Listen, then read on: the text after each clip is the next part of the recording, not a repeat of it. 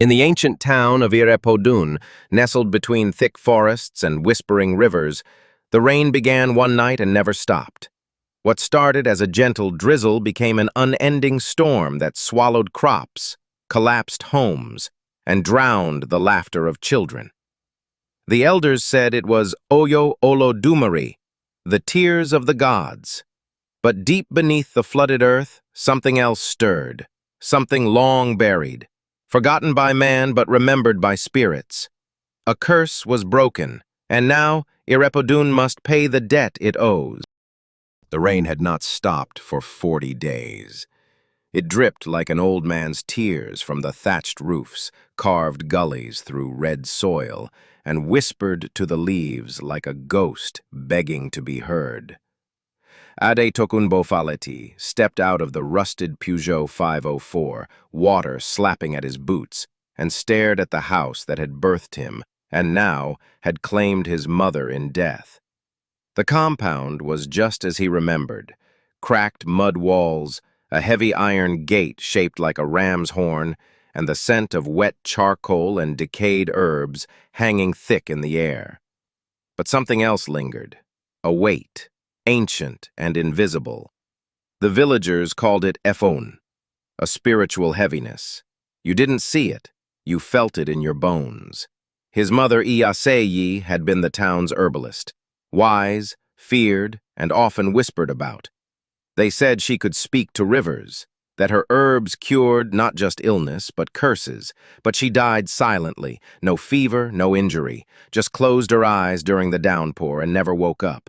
And now Adétòkunbò had returned, not just to mourn, but to uncover the truth. Something was wrong in Adétòkunbò. The rain told him so.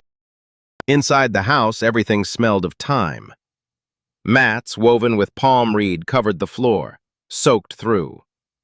Wooden shelves lined the walls, filled with bottles and gourd containers of dried roots and strange powders. An owl had nested in the ceiling, ominous in Yoruba belief. If the owl sings at night, someone will die by morning. He moved into his mother's old room. Her mat remained untouched. A black calabash sat at the foot of her bed. Next to it, wrapped in red and white cloth, was a box, the wooden box. It was the only thing she had left to him. He knelt and touched it. It was warm. The carvings on the box were unfamiliar, not purely Yoruba. Spirals within spirals, symbols older than script. He could hear something faint humming, like bees behind wood. A note was pinned beneath it in her handwriting. "Tokunbò, do not open this box until the elders speak. The rain will tell you when it is time." His heart drummed in his chest. He remembered his mother's stories of Ajobi Egobone, ancient spirits of lineage, of masks that saw more than eyes, of rain that was not water but memory. Suddenly the wind howled outside. The door slammed shut. The radio crackled on by itself, static and then a voice, his mother's voice. "Ejo omo mi, don't trust the silence. It hides their footsteps." The voice faded. Adétòkunbò stood frozen, drenched in sweat though the room was cold. He knew then that his mother's death was not natural, and neither was the rain. Adétòkunbò, 2 days after the burial. The rain fell heavier that morning, as though the skies grieved louder than the villagers dared to. Adétòkunbò wrapped his mother's old Aso Ofi shawl around his shoulders and made his way toward the Okanleni, the house of the elders, where generations of Adétòkunbò's leaders, both spiritual and political, held their sacred council. He had not stepped foot into the building since childhood. Then, he'd been dragged by his mother for stealing cola nuts from the market square. Now he entered of his own will, not as a boy, but as a son of the soil seeking truth.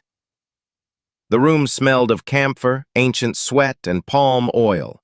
Walls lined with faded portraits of dead elders seemed to watch him with hollow eyes. In the center, seated in a semicircle on carved stools, were the 7 elders of Adétòkunbò. Baba Onilu, the talking drummer, Yeye Adewale, the blind midwife, and the fearsome Baba Agbon, chief custodian of ancestral memory. The room fell silent as Adétòkunbò entered.